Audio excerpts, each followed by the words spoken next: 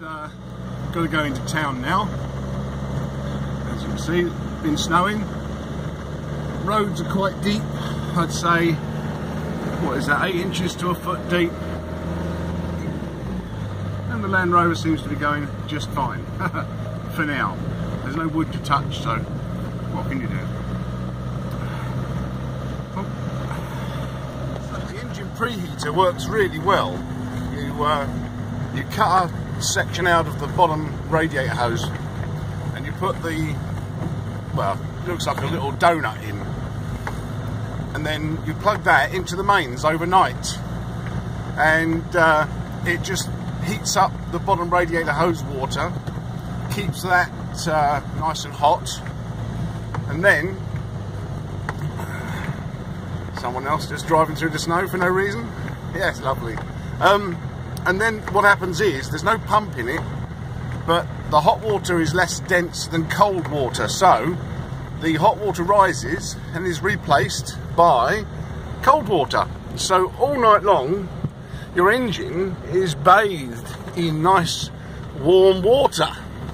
So when I got out this morning after this snowstorm to start the Land Rover, I've been sitting there freezing all night long. I gave it 10 seconds on the heater plugs because I counted and then turned it over and boom, it fired up just like I'd been on a trip into town, and it was warm already. And the heater's warm. Haha! So it's a nice warm Land Rover when you get in it. That's always nice. Oh, well, there you go. He's just shoveling out his driveway. Look, I got a snowblower for that sort of thing. Now, if you're wondering why the road's half and half, that's because the snowplow drives on one side only all the way round until he gets to his designated end.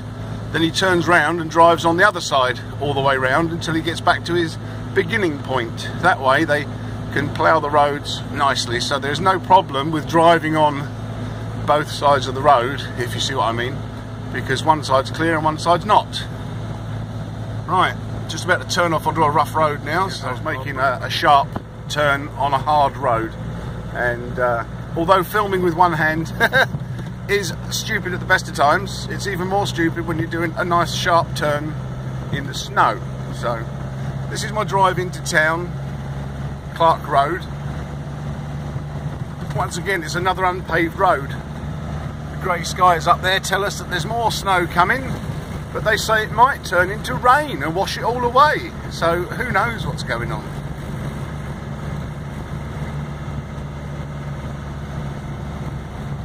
It's just like a Christmas card. Hey, puppy dog. Oh dear. Anyway, this road's not been ploughed yet either, same as mine. They'll only do the major roads first and then do the side roads, which is what these are classed as, last. So he might not come round till 4 or 5 in the morning, but they stay out until the roads are done. And even if there's only one road on a house, they plough it, see? If there's no roads on the house, they just leave it. What's the point? But yeah, if there's just one house on that road, they must plough down to that house so it can connect to a main highway. Oh dear, oh dear. Right then, I'm going to enjoy the snow and not film anymore. While I'm on a fairly safe bit of road, people are always saying about driving in the snow and oh my god, driving in the snow, oh. Well, if you follow the rules, or if you follow some simple rules, driving in the snow is not a bad thing. Okay? Now, obviously, the first thing you've got to realise is your traction, no matter what kind of tyres you've put on, your traction is very much less than it used to be. Right? So a corner that you could take at 50, you might only be able to take at 5 or even less. No traction. Now, the simple rules to follow if you want to drive in the snow and be reasonably safe, because let's face it, you are eventually, if you drive in the snow enough, you're going to go in a ditch or you're going to find yourself facing backwards, whatever it is. It's easy, alright? Take it easy. Use your brake only when you're almost at a complete stop. Just use the engine and the gears to speed up and slow down, and do that easy. nice and smooth. No sharp course corrections, no sharp gear changes, no slamming on the throttle, no suddenly taking your foot off the throttle. Take it nice and easy. Don't give your wheels any reason to slip or to break contact, if you see what I mean. Then you'll find that driving in the snow is not scary at all. In fact, the deeper the snow, the better it gets, because you've got all that snow that you can pile up in front of the wheels acting as a brake for you, so you don't even have to use the brakes. So if you keep it nice and easy, like I said, accelerate smoothly, accelerate evenly, turn gently, alright? Give your corners plenty of time to slow down for, plenty of time to go round them, because if you're driving something short like this 90, you're going to find that it wants to turn round on you very, very quickly indeed. You can face backwards almost before you realise what's going on, and it has happened to me. But that hasn't put me off driving in the snow. That just means that I was stupid and I got it wrong. So like I said, there's a corner coming up. We're going to turn into this road. I'm not going fast anyway, even though I'm on a ploughed road, because there are patches of ice on here. Alright, anything that looks shiny, treat it like ice. Now, using the gears to slow down, no brakes, just gently roll round the corner and don't steer sharply, because if I put the brakes on now, I'm sliding, look, nothing happens. But if I don't put the brakes on, I can steer. The same thing happens if you're on ice. If you're sliding, the first thing you want to do is push your foot harder and harder on the brake pedal to try and stop yourself. When actually what you need to do is take your foot off of the brake pedal so you can actually steer out of danger. It doesn't mean you're not going to crash, it just means that you've got some sort of control over where you go. So, if you are sliding, or if you think you're sliding, take your foot off the throttle, take your foot off the brake, and try and steer out of it. And the other thing is, if you find yourself slipping out and sliding, you are probably going too fast anyway. So there you go. A couple of pearls of wisdom for driving in the snow, whether it's unploughed, freshly ploughed, or whatever. If you take it easy, alright, and you treat it gently, you will find you will get by just fine. And also, one of the things people do is they try and fight the steering wheel. If you're in snow like this, it's going to pull and push the car one way or the other, sideways, you know, it's going to steer out. You go, oh no, I want to keep a straight line. Don't worry about that. Let it go within tolerances where it wants to go, because the chances are you're already in a wheel rut from somebody else. And if you're in a wheel rut and there's no crash, then they made it through the corner, so will you. Alright, so here we go. Look, we're down in a dip. The vehicle, as you can see, is popping from side to side. The steering wheel's going backwards and forwards like a yo-yo. We're coming up the other side. No drama. Be careful when putting power on. Like I said, short vehicles like this, they tend to want to spin round on you. The back end will spin out. The best thing to do is have a long, wide vehicle. That gives you a much better chance on the snow. But there you go. Like I said, a few pearls of sort of wisdom for driving in the snow. Only because I've done it and I've made mistakes. So there we are. Alright, just thought you're bored when now. I pull up, I just didn't even think about it.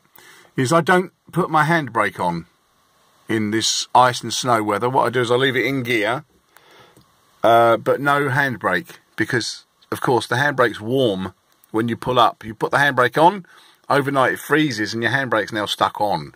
So like I said, what I do is leave it in gear, handbrake off, and that's about it really. Then go and plug the heater back in for the engine, because over here you need that sort of thing. Yeah, that's about it really. Made the trip into town and back nice and safe. So that's it. Just, here we are, just stepping out into the snow. Yeah, bam, boom. Oh, I've even got mail, look at that. Yeah, so there. Okay, bye-bye now. It's been snowing a bit more, as you can see. And wouldn't you know it, I've got the snowblower out and it's thrown a belt. So rather than bugger about fixing the belt, it's about 9:30 at night now. I thought, oh, I'll get the tractor out. Well, when I say tractor, I mean the lawnmower, which has actually got a snow blade attachment for the front of it, you see, which is pretty good. As you can see, it scoops up and down the road nicely. The snow plow just came along, so this is the road here, and this is where the snow plow has been. Can you see that? Let's have some light on the subject. See it? Okay. Well, in a minute, or later on, see that big pile of snow over there? He will drive back on this side of the road and push it all across my driveway, you see. So the best thing you can do is to clear as much of this snow away, up there, out the way, and down here past your property, and then his snow plow sort of rolls a bead of snow in front of it, if you like, a ball of snow, and it sort of peters out, gets thinner, and then picks up again as it goes over there.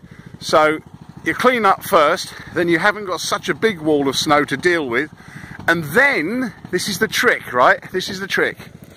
As soon as he's been by, you've got to come out and clear the drive. Otherwise, overnight, the disturbed snow, which is all nice and soft and fluffy, right, it sets into ice. And then that thing won't break through it, the snow blower won't break through it. It's down to muscles, and I haven't got any. So anyway, I'm going to drive along on this thing, show you a bit of what I'm doing. It's not very exciting, but you know, this is the control. You pull that, push that handle in, and you can change the angle of the blade, okay? And then you pull it back towards you and up to drop it, and then you just simply pull it back towards you to raise it, you see? Now you won't hear anything when I get this thing up and running, so I'll just drop the blade, select the gears, and then up the revs. Come on, baby. Oh yes, you don't like it, you know. Oh, don't like it up on Mr. Mandarin. Oh, hang on. That's better. Come on, baby. I should have let it warm up a bit, really, shouldn't I? Here we go.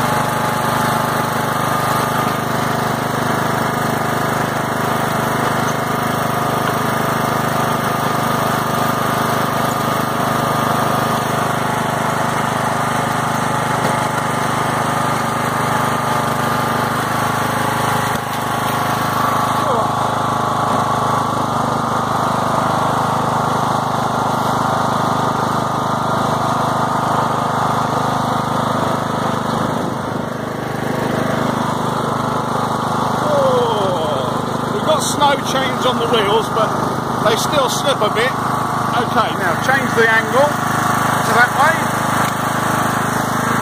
This is harder one-handed, you know. Oh, blimey, governor. And then drop the blade.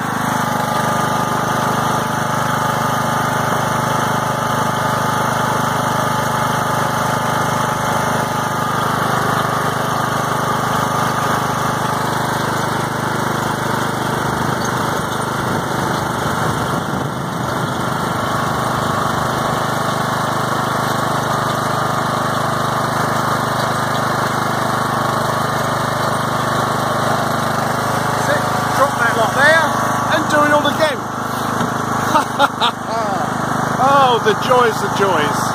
Right, I'm going to carry on. That was just a bit of snow pushing, in case you've never seen a garden tractor snowplow before.